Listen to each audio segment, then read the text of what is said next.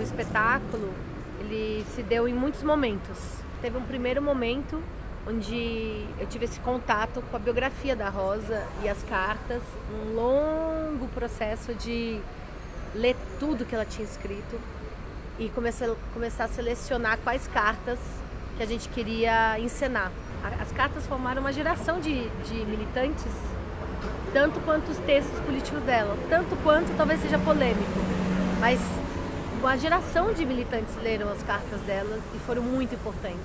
Desde o início a gente sabia que a gente queria encenar mais do que a história da vida da Rosa, fazer uma peça sobre uma perspectiva biográfica. A gente queria trabalhar a partir das cartas e da intimidade de vida e de política dela, então dar corpo para essa militante. Fui presa. Faço bastante barulho para que essa gente daqui tenha um susto. De certa maneira, eu nem, isso anos atrás, quando começou o contato com a Rosa, o que mais me impressionava, ela deixou esse legado que são as cartas, né? E nas cartas a gente pode entender como é, não porque a gente queria um fetiche de entrar na vida dela, mas nas cartas ela revela muito como que é o dia a dia e todas as contradições, a concretude da luta, né? Não só a narrativa, vamos pensar depois mesmo com o stalinismo, né? Existia toda uma narrativa do lutador um pouco heróica, né?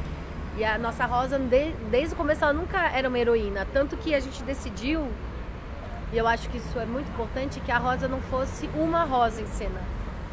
Porque ela não é uma, ela já não era uma mesmo na modo de viver dela, ela já era muito múltipla, né? Mas a gente também não queria tornar ela em cena uma heroína e uma mulher.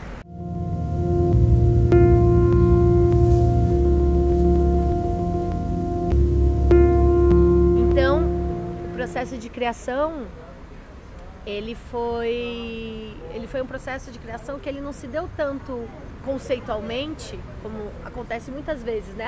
As pessoas valorizam muito a ideia, né?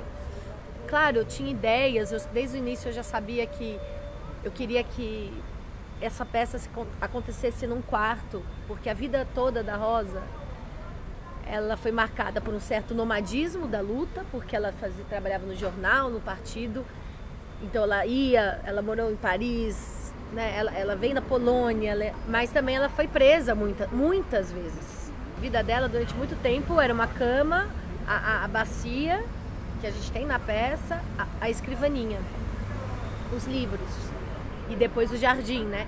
Então desde o início a gente tinha algumas visões, algumas intuições que a gente queria que seria nesse quarto prisão. Então desde o início a gente sabia que a gente não queria que fosse uma peça para o palco italiano, que tradicionalmente, inclusive, é a construção cênica do teatro burguês, do palco e da plateia. A gente queria, que fosse uma arena, como é na peça, onde a gente ficasse muito próximo ao público e que esse quarto se transformasse em rua, em cela, em jardim, em todos os espaços que ela viveu.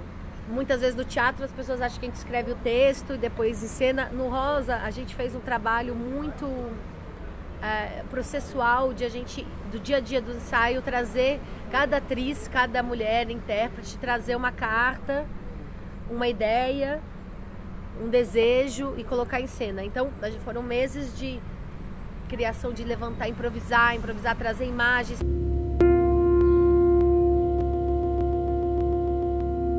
Tem cartas da Rosa que viraram gestos, que a gente suprimiu a palavra. As cartas são adaptadas, e então foram... E uma característica muito forte, que somos duas diretoras mulheres, eu na dramaturgia, a gente teve colaboração do Roberto Tadei, mas são 3 mulheres em cena, então desde o início é um processo assistente de direção mulher, projeto só com mulheres praticamente, né? Foram meses, então, onde a gente foi levantando carta por carta da Rosa. Aí teve um momento do processo que a gente foi para Berlim, em busca aí sim dessa Rosa histórica, a Rosa que existiu, aonde ela morou, ver a cidade que ela viveu, trazer um pouco das texturas, né, dessa cidade e do passado dela para a peça, né, para o presente. A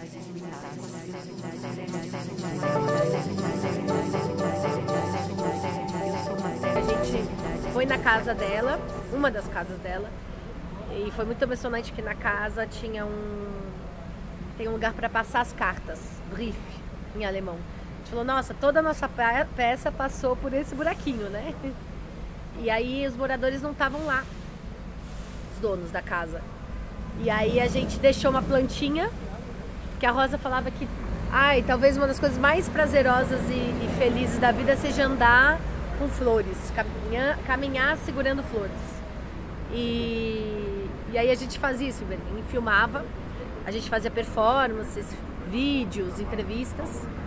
E aí a gente deixou a plantinha na porta da casa e um bilhete.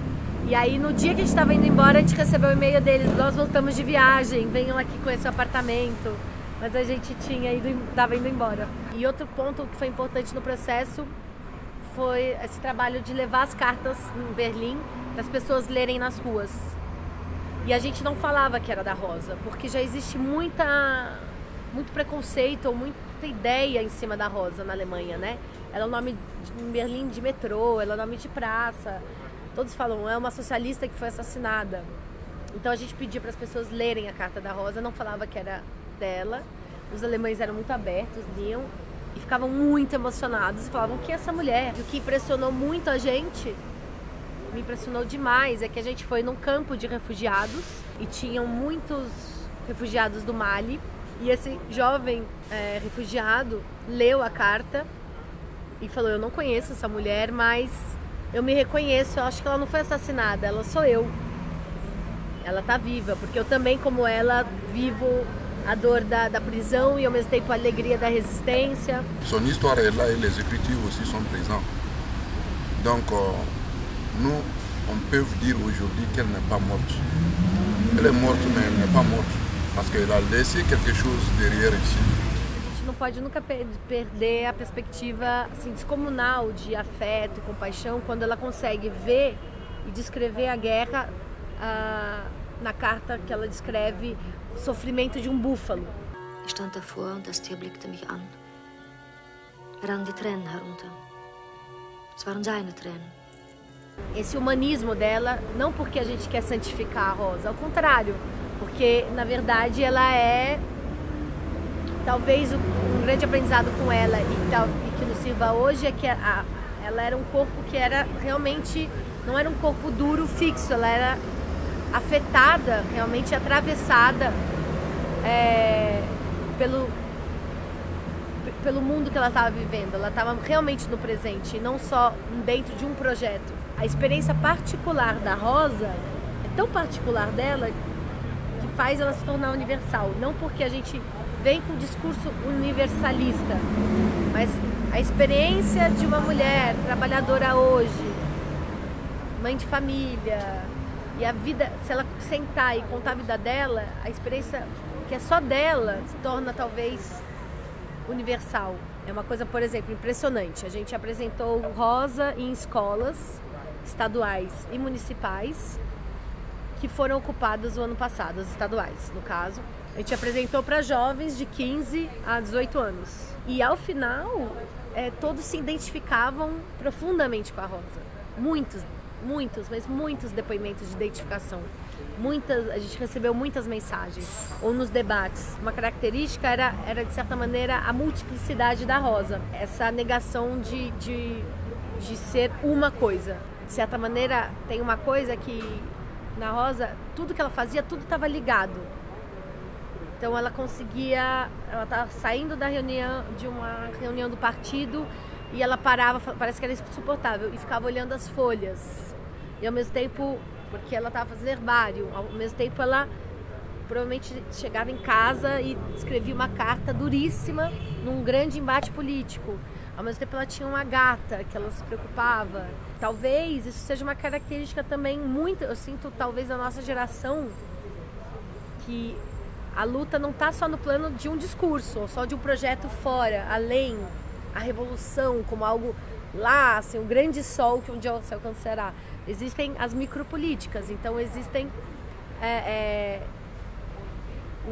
existe uma preocupação com o estar e ser no presente e a luta do presente, né? Ela tem uma parte na peça que ela fala e nós queremos agarrar todas as nossas chances revolucionárias do presente. Então, todas as pequenas chances revolucionárias do presente. E isso acho que tem uma intuição, não uma certeza, que talvez seja uma tônica um pouco das nossas lutas hoje.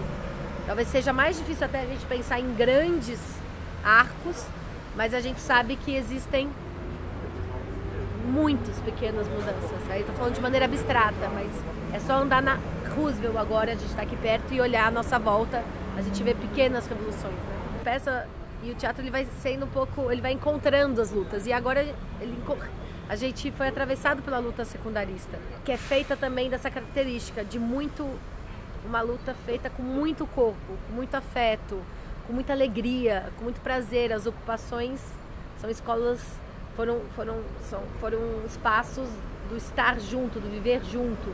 Claro, com muita repressão, com momentos duríssimos, mas com muito prazer também, o prazer da luta. Porque talvez o que a Rosa nos traga, e que também acho que tem muita vibração com hoje, é o reencantamento das lutas. Ela era encantada, reencantada, e eu acho que tem esse reencantamento através dos secundaristas. E através de outras lutas também.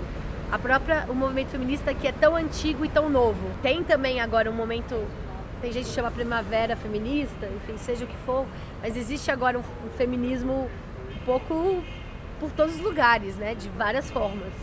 Eu acho que isso é uma conquista, eu acho bom.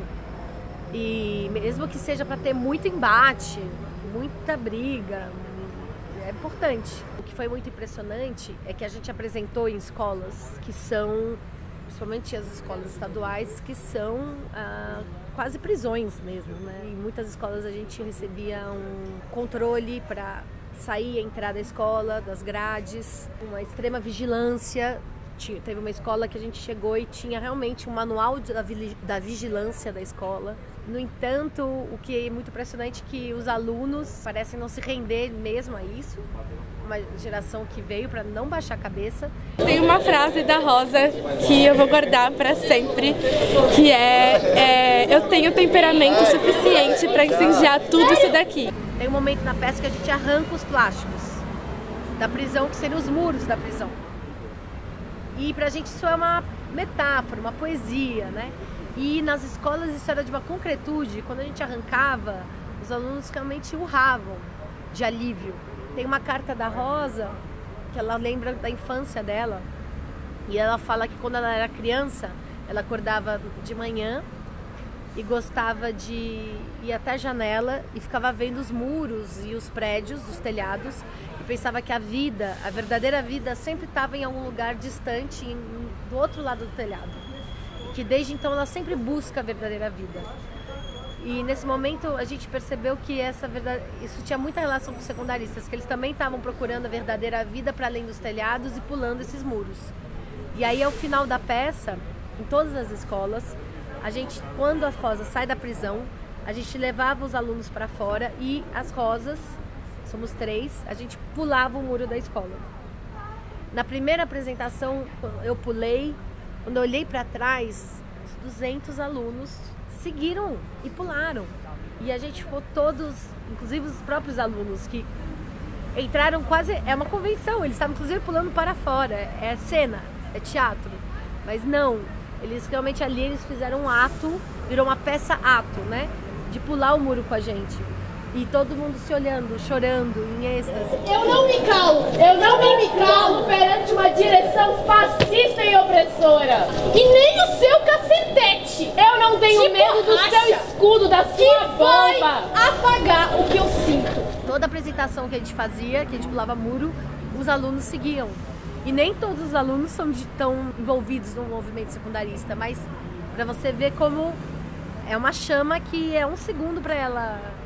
E o poder também do teatro como um espaço de encontro, né?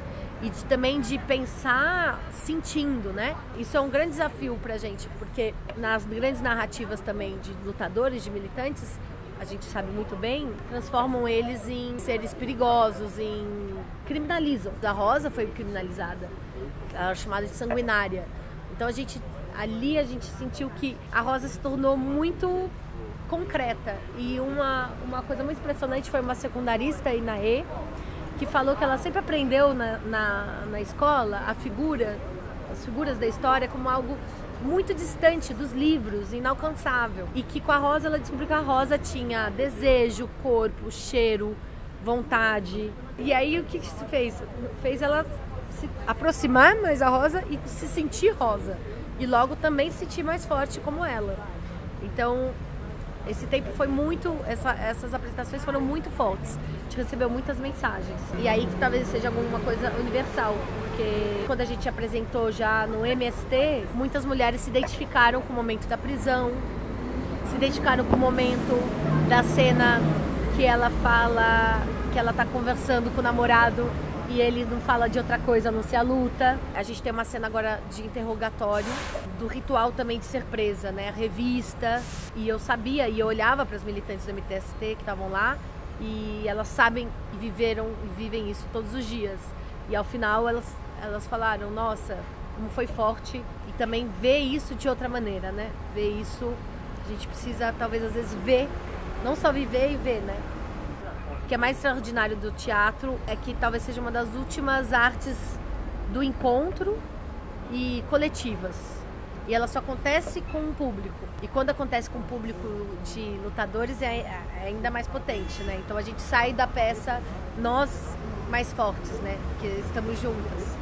No momento onde a democracia está tão frágil, o teatro poder, naquele espaço de 1h10 que a gente tem, é um espaço utópico que a gente cria, é um território que a gente cria nosso, onde a gente pode mesmo tudo. E nesse sentido é muito potente, é muito libertador. Então o teatro é uma ferramenta também para você sair ali com você ganha essa energia, né? A gente em cena ganha energia do público. A gente faz não só para, a gente faz com. Para mim e para muita gente, acredito, também é um território sagrado, que é ancestral, porque a gente fala que é arte feiticeira, né? A gente, antes de começar a peça, a gente passa incenso mesmo, a gente limpa o chão, a gente aquece. A gente sabe que a gente só vai poder fazer bem a peça se a gente estiver junto, se a gente estiver se olhando no olho, se a gente aquecer o corpo, se a gente estiver no presente, se a gente cuidar das nossas coisas. E aí eu me perguntar, essa experiência também é uma experiência, talvez, para as lutas? E não é à toa que muitos secundaristas trabalharam com a gente e eles entendem muito os códigos do teatro, que talvez fossem os códigos da ocupação. Porque nas ocupações também, você precisa cuidar para que ela esteja bem. Só que no teatro, e o teatro hoje, ele tem que ser prazeroso, tem que ser divertido. O que é divertido, a gente pode discutir horas, mas ele tem que ser um território de prazer, de ver, ouvir, de criar narrativas, de ter trocas e um lugar de barulho, de fazer barulho, causar, de ser subversivo. Podem me condenar agora!